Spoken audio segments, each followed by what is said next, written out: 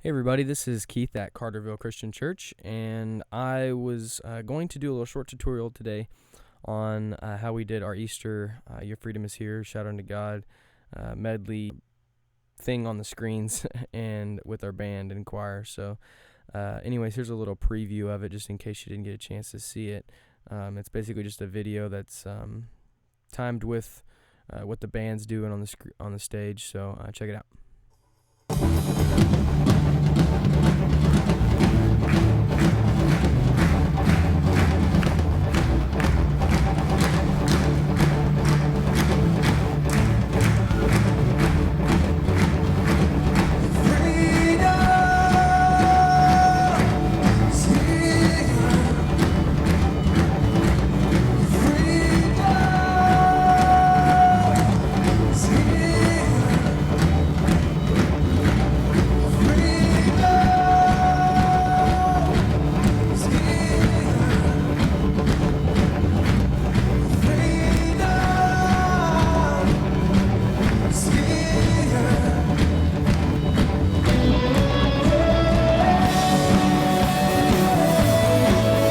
So anyways, that's it went quite a ways into, the lyrics on the screens, the background's going, some time juice changes.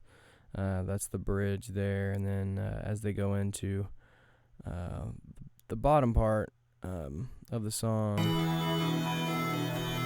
drums come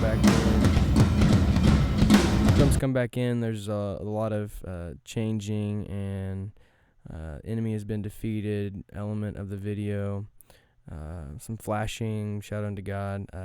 Anyways, it should be on the video or the YouTube channel as well, so you can check out the whole thing there, but I wanted to show you how I did it.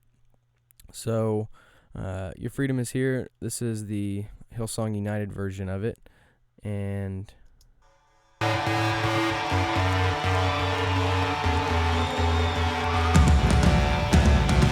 so two things I had to do at the beginning was get the tracks in here and listen to the song and figure out if there's any tempo changes, and there was.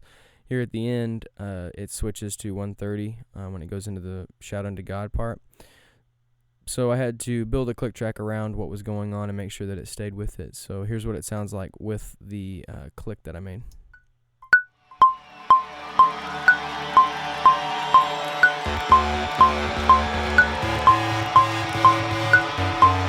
And further down the line.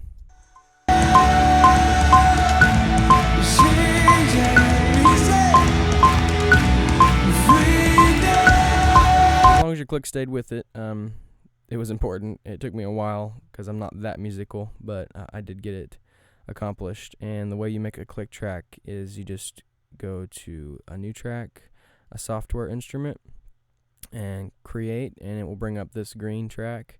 And you can highlight down here what software instrument you want. Just click and hold your mouse and go to Klopfgeist Mono, and it will bring up this, and you can change the tone of the click a little bit, make it a little bit stand outish over the rest of the sounds that they would be hearing in their ears. And I did a little bit, so that's how I got it to sound that way. And then as far as making the click do something, enter a little bit of MIDI information down here. So you can take your pencil and just draw in some MIDI notes, and all I did to do that was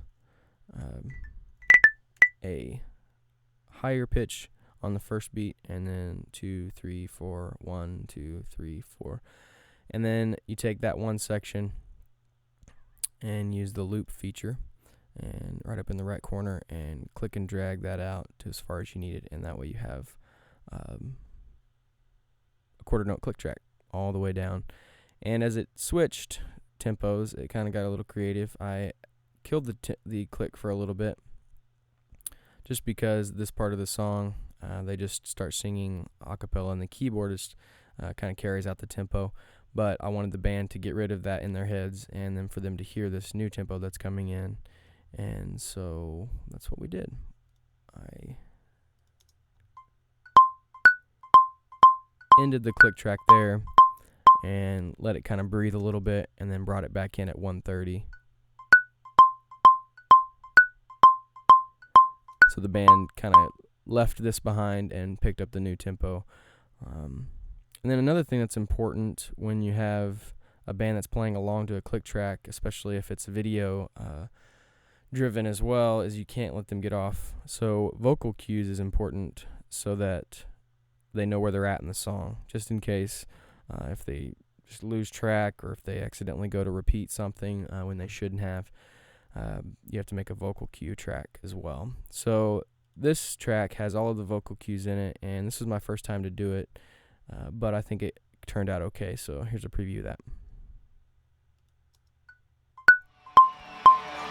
Keys 2, 3, 4.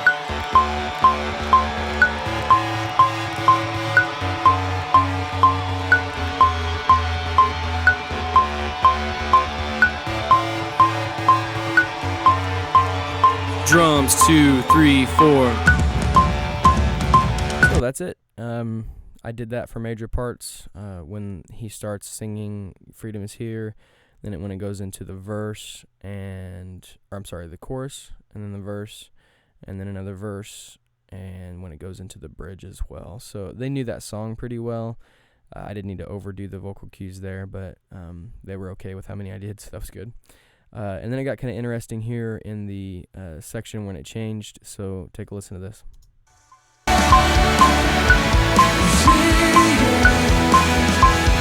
Out 2, 3, 4.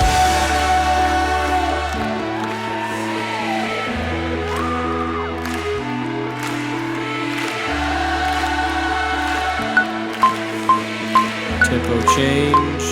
Drums 2, 3, 4. So that was fun, and imagine it. This is what they're hearing in their ears, just nothing, and then it goes into the click. Tempo change. Drums 2, 3, 4. So once we got done with the click and the vocal cues, I decided to add a little big boom at the end of the song because I knew I was going to end with something along the lines of "He is alive" or "He is risen" or something. So at the end of the song, I put this, actually two different, they call them mammoth hits, and it added a lot as far as when that came on. It just, because I knew the drummers were going to end right here, just on a sharp note, and these booms would have carried out kind of like a finalized version of the song. So take a listen.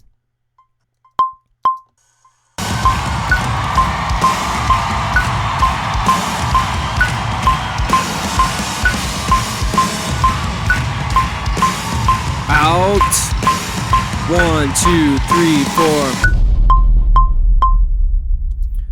So that's how we made the track, and one important thing to note is I've got all of the vocal cues panned completely to the left and the click tracks completely to the left, because when you export this, it will be a stereo track, and that way when the soundboard gets it from the iMac, outputting through ProPresenter, the left channel will be routed to the band's ears, and the right channel will be routed to the system. Now, I have a mono system here at the church, so I didn't have a problem with it at all, and these booms were totally fine to be in the right track by themselves. So that's how I made the track. Now let's move over to After Effects, and I'll show you how kind of did that. Okay, now we move over to After Effects, and this was a pretty heavy project when it came to layers, just because of the amount of time that it was covering, but it was fun. So let me show you real quick how I did it. And first of all, I exported the track from Logic, and this is the one where it's got the click track in the left channel right here, and the vocal cue, and then the click and another vocal cue, and this in the right channel just give me a reference point to where they'd be at in the song. So my initial build of this was with the Hillsong United version, and then I had to import just the click in the left channel with the boom at the end, because I wanted the file that's attached to the video to only have the click in the left channel and then the booms in the right channel, none of the Hillsong track, because that would have been played through the system and we didn't want that. So first of all, we brought in some scripture when the keys started there, and then the speakers bouncing around, and everything was in black and white at the beginning. I just thought it would add an effect if we switched to color as he started to build Your Freedom Is Here. And so as we slowly go along, you'll notice some colors start popping in, some red, and then it kind of fades in there.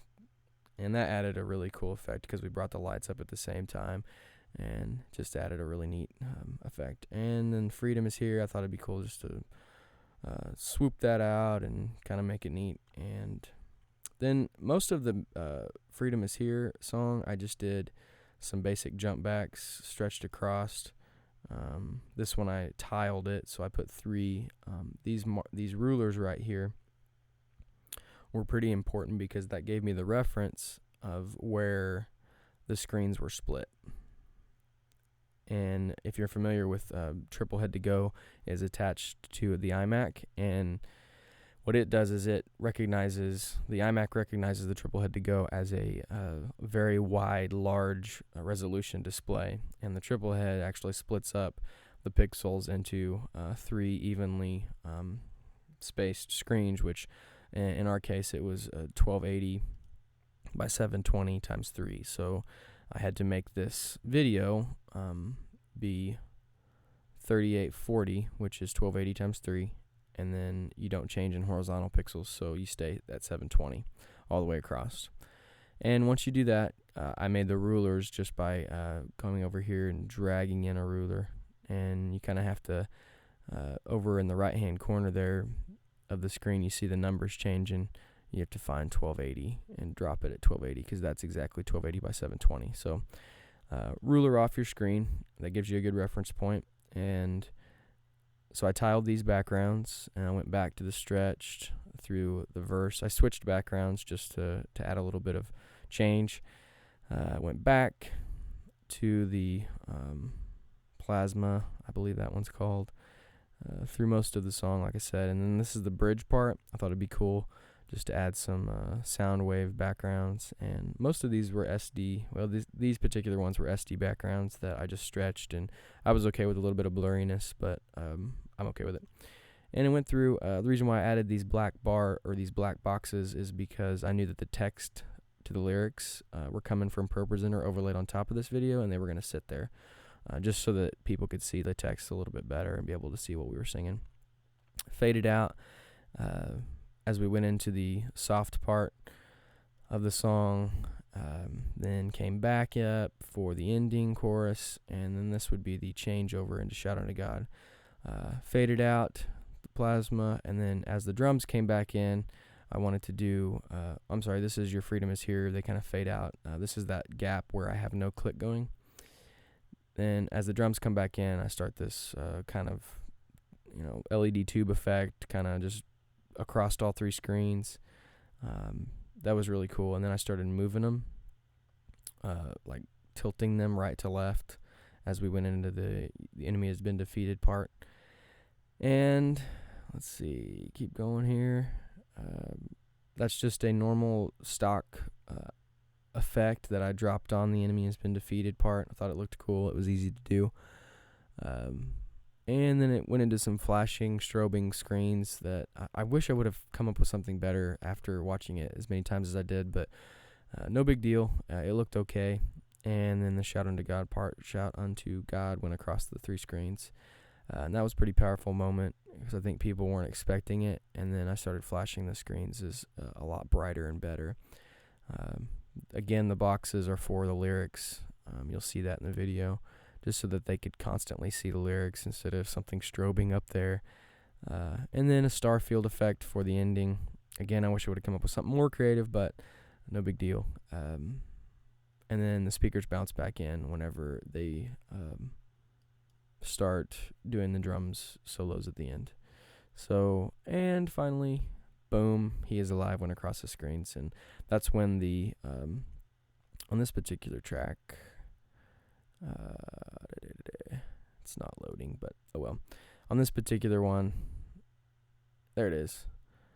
it's got the boom in the right channel. So that's the only thing in the right channel going through the system was that boom at the end. So as long as they hit that break perfectly, boom, we felt the subs rattle in there, and it was a pretty powerful deal. So anyways, thank you very much for watching, and if you have any questions, feel free to comment or send me an email at keith@cartervillechristian.com. Thanks for watching. Bye.